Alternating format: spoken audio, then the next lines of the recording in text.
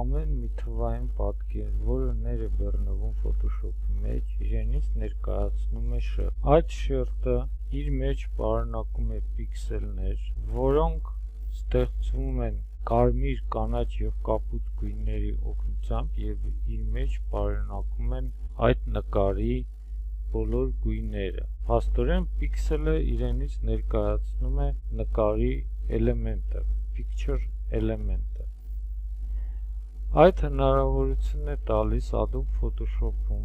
աշխատել պիքսելների հետ և կատարել նրանց հետ մի շարք գործողություններ, որից մեկը դա ընտրվածք է, այսինքն անգլերենով դա կոչվում է selection և իրենից ներկայացվում է այն պիքսելները, որոնք մենք նշում ենք նկարի վրա և կարող ենք նրանց հետ աշխատել։ Այժմ եկեք բացենք հետևյալ նկարը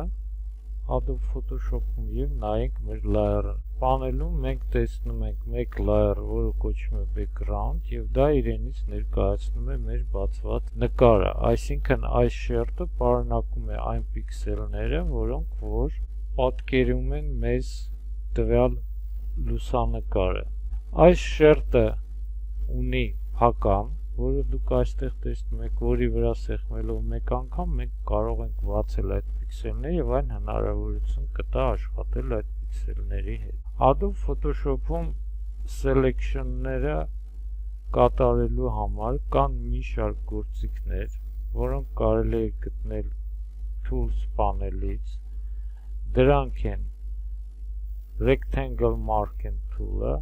որ իրենց ներկայացում է ուղղանկյուն selection, Elliptical Marking Tool-ը, որ իրենց ներկայացում է շրջանաձև կամ էլիպսաձև ընտրվածքը, Single Row Marking Tool-ը, որը թույլ է տալիս ընտրել մեկ պիքսելանոց հորիզոնական ընտրվածքներ և ունենք նաև Single Column Marking Tool-ը, որը թույլ է տալիս ընտրել փյուներ, այսինքն պիքսելներ, փյուներ, որոնք կազմված են մեկ պիքսելի չափից։ Բացի դրանից, Photoshop-ում այստեղ մենք մենյուում ունենք Select, որը իր մեջ ներառում է բոլոր այն հատկությունները Selection-ի, որը մենք կարող ենք կիրառել մեր Selection-ի վրա։ Ամեն մի գործիք ընտրելուց, որի շորտքաթն է M, կոնկրետ Marking Tool-ի, մենք կարող ենք ընտրել համապատասխան նրա ենթա գործիքը, օգտագործելով Shift-M շորտքաթը։ Այժմ, եթե մենք ընտրում ենք էլիպսաձև Marking Tool-ը, ապա մեր Option Bar-ում ակտիվանում են նրա կարգավորումները։ Ինչ է նշանակում Selection Photoshop-ում։ Եթե մենք, օրինակ, ընտրում ենք որևէ մի ուղղանկյուն,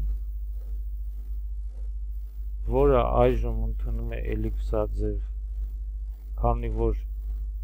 այս գործիքը ունի հատկություն, որը կոչվում է Feather, և այն փոփոխում է այս եզրագծերի